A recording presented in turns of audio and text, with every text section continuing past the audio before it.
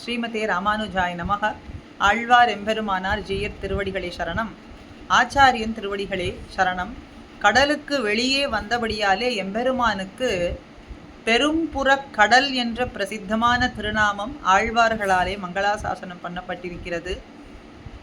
திருப்பார்கடலிலிருந்து மகாலட்சுமி தோன்றியதை அடுத்து திருமால் அவளை மனம் புரிந்து கொள்ள வர 33 தேவர்கள் அங்கே எழுந்துள்ளி இருக்கிறதை பார்த்து வெட்கமுத்து தேவி இந்த தேசத்துக்கு திவ்ய தேசத்துக்கு எழுந்தருள எம்பெருமானும் தொடர்ந்து வந்து அவளை இங்கே மனம் புரிந்து கொள்கின்றான்.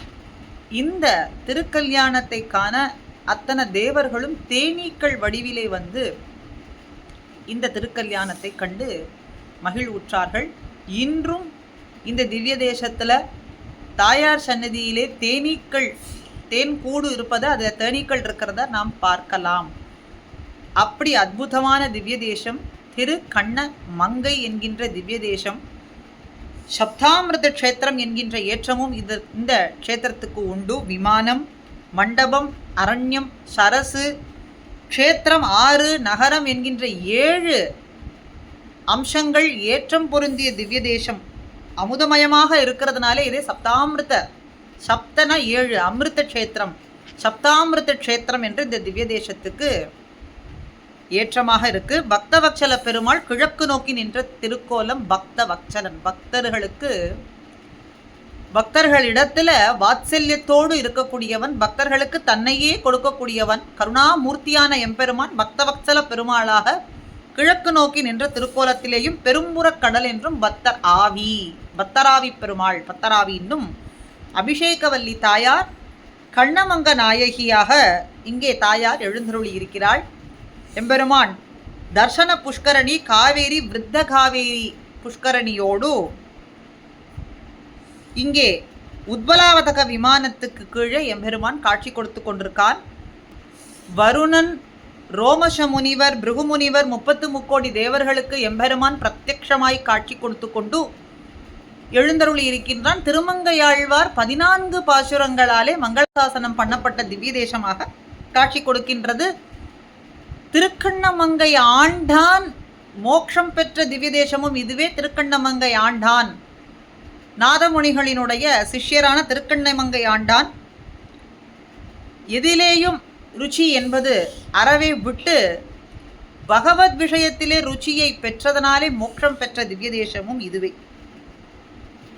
திருக்கண்ணமங்கை மன்னன் பாடிய கண்ணமங்கை என்ற ஏற்றம் பெரிய திருமொழியிலேயும் சிறிய திருமடல் பெரிய திருமடல்ல கணமங்கை கற்பகத்தைன்னு சொல்றார். ஏற்றினை இமயத்துள் எம் ஈசனை இம்மையை மறுமைக்கு மருந்தினை ஆற்றலை அண்டத்து அப்புறத்து உய்த்திடும் ஐயனை கையில் ஆழி ஒன்று ஏந்திய கூற்றினை குருமாமணி குன்னினை நின்ற ஊர் நித்தில தொத்தினை காத்தினை புனலை சென்று நாடி கண்ணமங்கையுள் நான் கண்டுகொண்டேன்னு சொல்றார். எம்பெருமான ஏற்றினை இமயத்துள் எம் ஈசன வலிமை மிக்க காளை போன்றவன், காளை புகுத கணாக்கண்டேன் என்ன ஆண்டாளும் சொல்றாளே, அதுபோல இங்கே காளை போன்றவன், வலிமை மிக்கவன், இமயமலையிலே நிலையாக எழுந்தருளியிருக்கும், உகந்து எழுந்தருளியிருக்கும் என் தலைவன் போன்றவன், இப்பிறவி பயன்களை எல்லாம் அருளி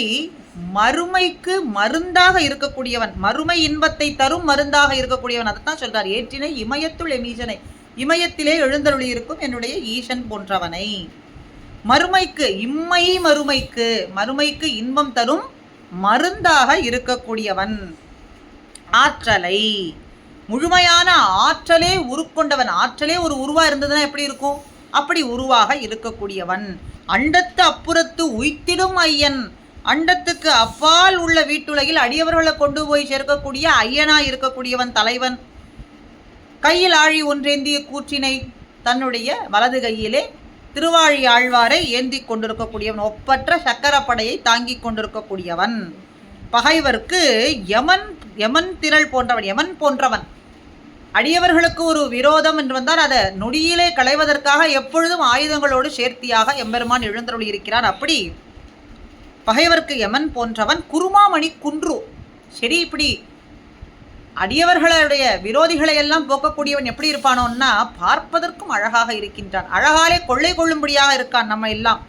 அப்படி சிறந்த நீல மணிக்குன்று போன்றவன், திருநின்ற ஊரிலே நிலையாக நின்று வாழக்கூடியவன், நித்தில தொத்து நிலைத்து வாழும் முத்து திரள். நித்தில தொத்துன்னா முத்துக்களே திரள் போன்று இருந்தா எப்படி இருக்கும்?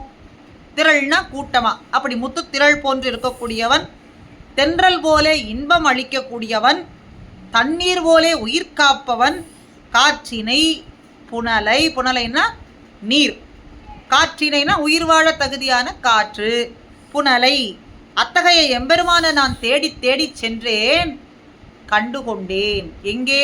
கண்ணமங்கையுள்ளே கண்டுகொண்டேன். திருக்கண்ணமங்கை என்கின்ற திவ்ய தேசத்திலே நான் கண்டுகொண்டேன். காற்றினை புனலை சென்று நாடி கண்ணமங்கையுள் கண்டுகொண்டேன் கண்டுகொண்டேன் கண்டுகொண்டேன்னு சொல்றார். பிள்ளபெருமாள் ஐயங்காரும் கருத்தினால் வாக்கினால் நான் மறையும் காணா ஒருத்தனை நெஞ்சே நீ உணரில் பெருத்த முகில் வண்ணம் அங்கை கண்காள் வனசன் திருவரங்கம் கண்ணமங்கை ஊரென்று கான். மனசை நோக்கி சொல்றார், உபதேசிக்கிறது போல அவருடைய மனசுக்கு சொல்றார், ஏ நெஞ்சே, மனசே, நீ சிந்தையாலேயும் மனசாலேயும் 4 வேதங்களினாலேயும் அறிய இயலப்படாததான எம்பெருமான் அறிவதற்கு அறியான். தன்னுடைய முயற்சியினாலே அவன் அறிய வேண்டும்னு நினைப்பவர்களுக்கு அறியவனானவன். அந்த ஒப்பற்ற எம்பெருமான நீ சுலபமா தெரிந்து கொள்ள வேண்டும் அப்படின்னு சொன்னா அவனுடைய திருமேனியுடைய நிறம் எப்படி? பெருத்த முகில் வண்ணம், காரார் நிறம் போன்றவன், கடல் நிறம் போன்றவன், கருத்த மேகம் போன்றவன், நிறம் போன்றவன். அப்ப திருமேனி நிறம் நீருண்ட மேகத்தினுடைய நிறம் போன்றவன். அங்கை கண்கால் வனசம் திருவரங்கன். ஆக அவனுடைய கைகள் கால்கள் எல்லாம் தாமரையே போன்றது என்று நீ நினைக்க வேண்டும் என்றும், சரி, அவனுடைய வாழ்கின்ற ஊர் எது? திருவரங்கம் என்றும் திரு கண்ணமங்கை என்றும் நீ அறிவாயாக. அவனுடைய நிறம் கருத்த நிற மேகம் போன்ற நிறம் என்றும், அவனுடைய கைகள், திருவடிகள், திருக்கண்கள், திருக்கண்ணங்கள், திருமுக மண்டலம் அத்தனையுமே தாமரை போன்றது என்றும், அவன் வாழ்கின்ற ஊரானது திருவரங்கம் என்றும் திருக்கண்ணமங்கை என்றும் நீ அறிவாயாக என்று இந்த இடத்துல பிள்ளை பெருமாள் ஐயங்காரும் காட்டுகின்றார். பக்தர் ஆவி, பக்தர்களையே ஆவியாக கொண்டிருக்கக்கூடியவன் பக்தவச்சலன் எம்பெருமான். வாத்சல்யத்தோடு எழுந்தருள் இருக்கக்கூடிய திவ்ய தேசத்தில் வாத்சல்ய மூர்த்தியான எம்பெருமானுடைய திருவடிகளையே எப்பொழுதும் நினைத்திருக்கும்படியான அந்த பேற்றை நல்க வேண்டும் என்று அவனுடைய திருவடிகளிலே பிரார்த்திப்போம். ஸ்ரீமதே ராமானுஜாய நமஹா.